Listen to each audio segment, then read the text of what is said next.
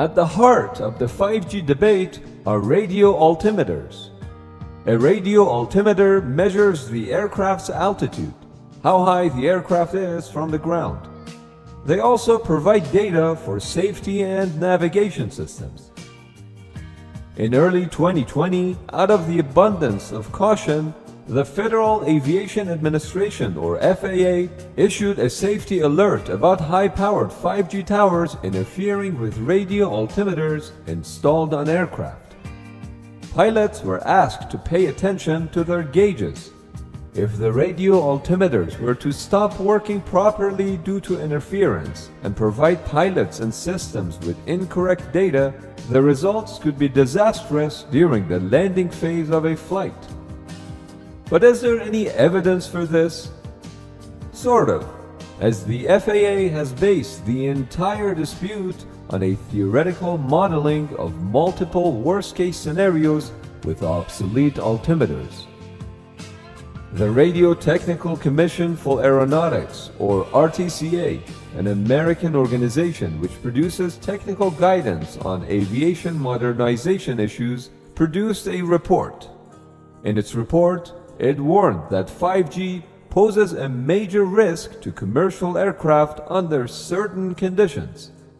The report warned of the possibility of, quote, catastrophic failure leading to multiple fatalities in the absence of appropriate mitigations, unquote.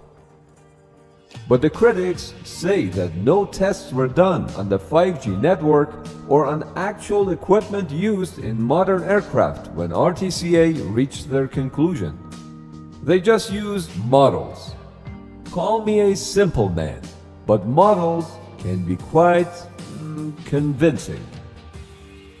As an interim solution, the FAA allowed airplanes with accurate, reliable altimeters to operate around high-powered 5G antennas.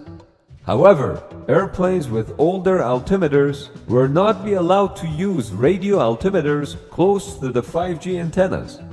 And this is an issue because under low visibility conditions, aircraft cannot land safely without the use of altimeters. Effectively, this would ground the majority of the US fleet of commercial airplanes during bad weather.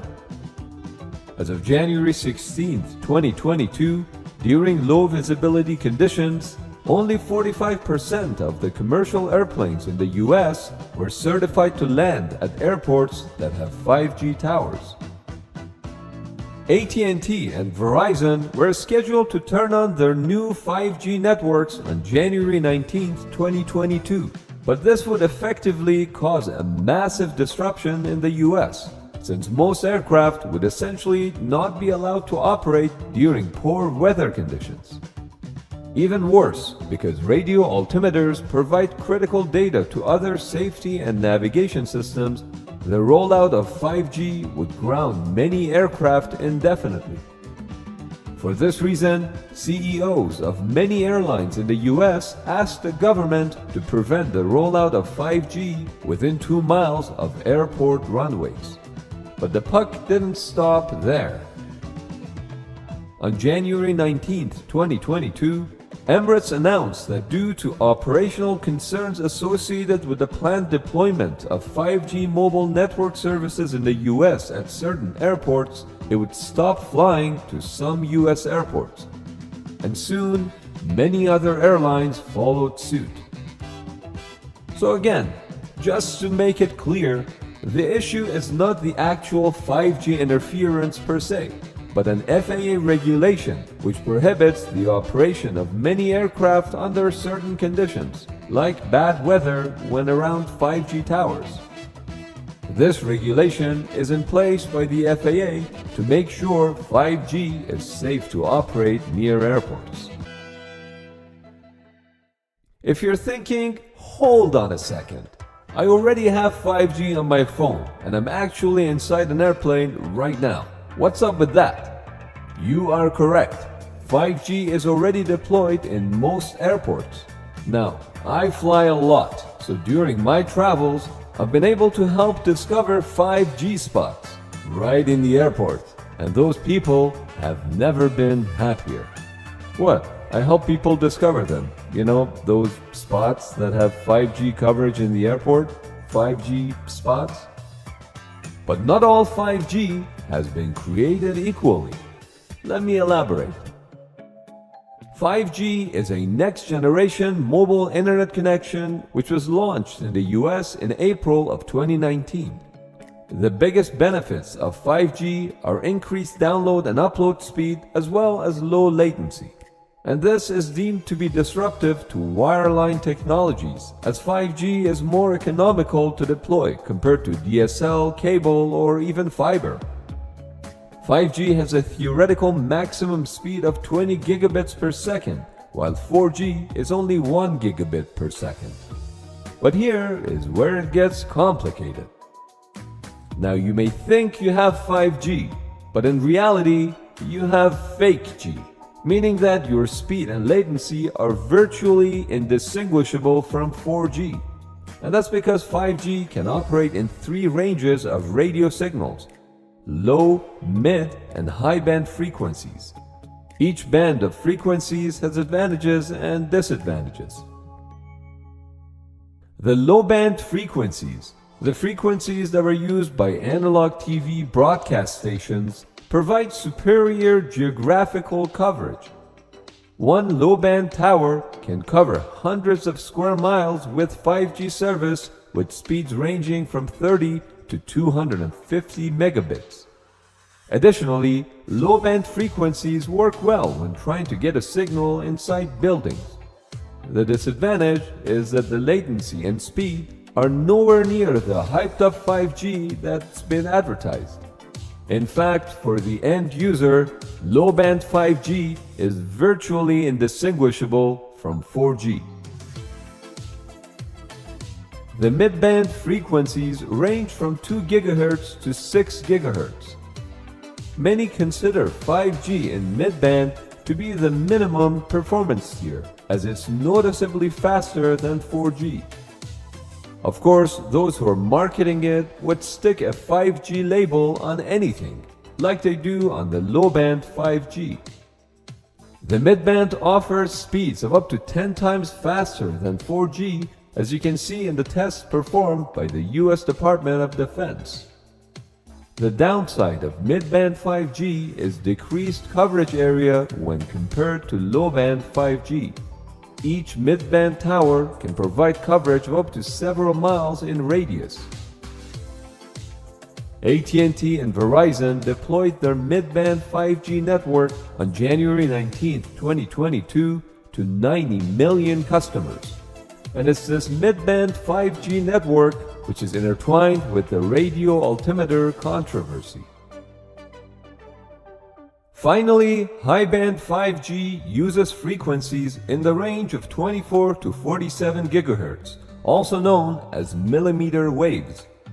High-band 5G, also known as true 5G, provides speeds of up to 20 times faster than 4G and has significantly lower latency.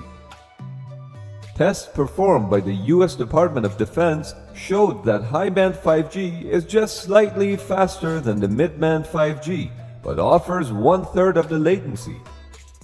Additional tests where high-band 5G was used in conjunction with mid-band and multiple inputs produced about 2.5 times higher speeds than mid-band or high-band 5G alone. The true 5G was marketed to be a true game changer, enabling things such as self-driving cars communicating with each other and so on due to low latency.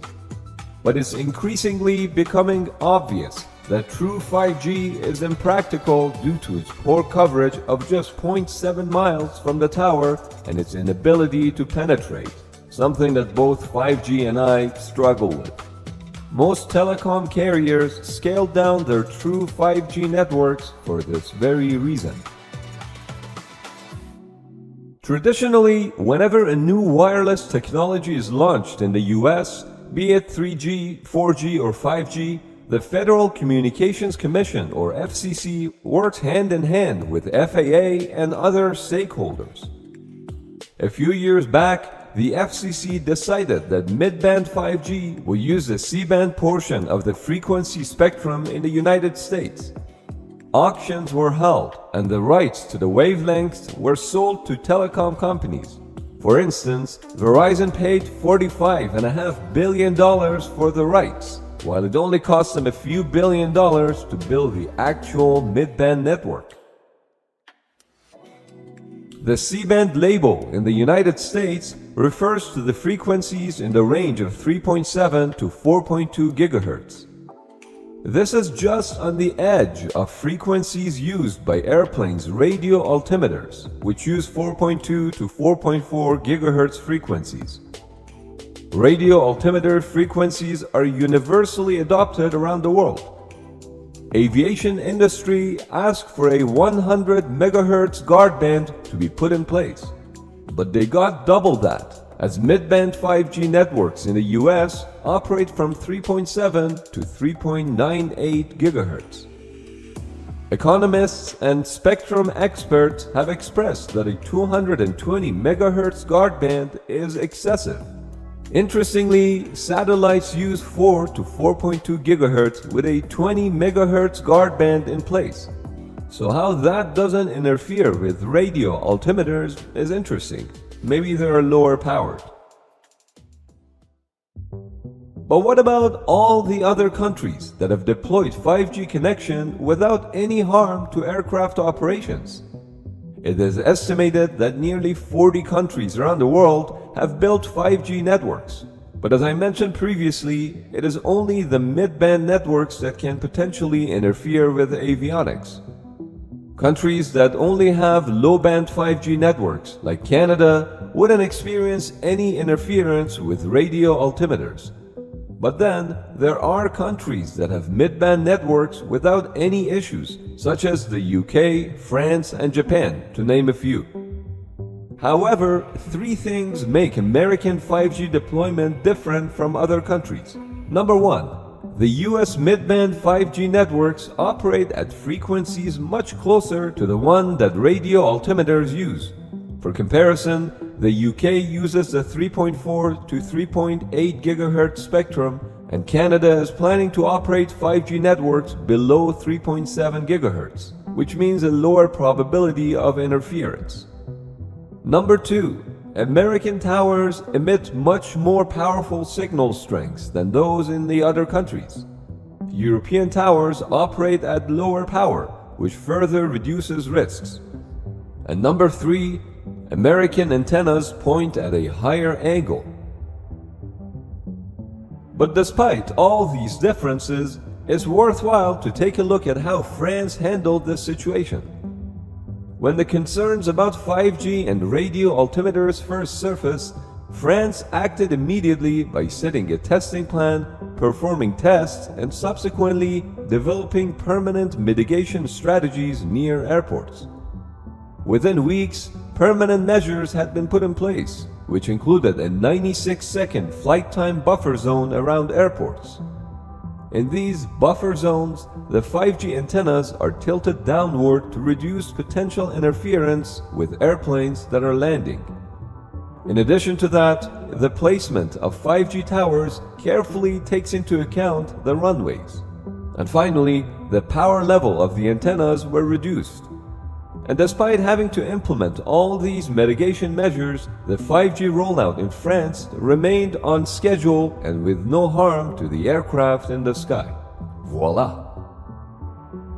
Japan is also an interesting case because their 5G frequency range goes from 3.6 to 4.2 GHz, which is just outside of the frequencies of radio altimeters, 4.2 to 4.4 GHz.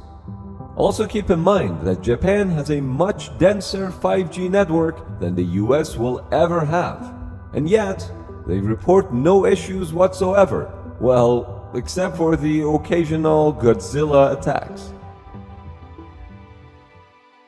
Regulators, the aviation industry, and telecom companies had years to deal with concerns around 5G and altimeter interference.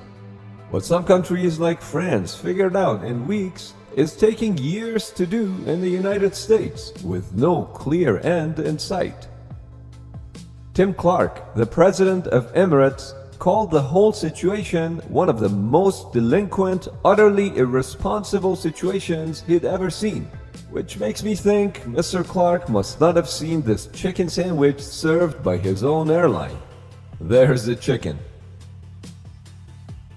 As the FCC is nudging the FAA to conduct safety checks with both care and speed, the FAA, which had years to clear airplanes, is now doing it in a matter of days. We're not saying the FAA is not doing a fine job, but when you do things last minute, sometimes quality deteriorates. On January 25, 2022, the FAA issued an airworthiness directive that prohibits 747s and 777s from landing at airports where 5G interference could occur. The U.S. wireless industry body, CTIA, accused the aviation industry of scaremongering and warned that delaying the introduction of 5G would cause economic harm. Telecom industry has already postponed its 5G rollout twice. Current delays are estimated to affect about 10% of the 5G towers, as the telecom industry conceded to create 50 temporary buffer zones around airports.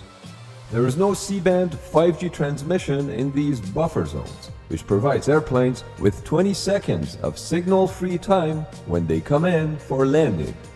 And this will buy the FAA 6 months to certify the remaining airplanes and make sure they can safely land during low visibility conditions while using radio altimeters.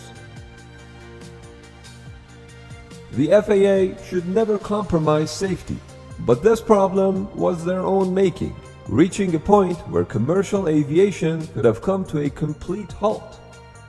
The airlines in the US are arguably not too afraid of the new 5G rollout, but more concerned with how the FAA is addressing it. By the way, we're very excited to have our first live Q&A session with you, our loyal audience, on February 1st, 2022 at 5 p.m. Eastern Time. Join our Discord server and sign up for the event. Check out the link in the description.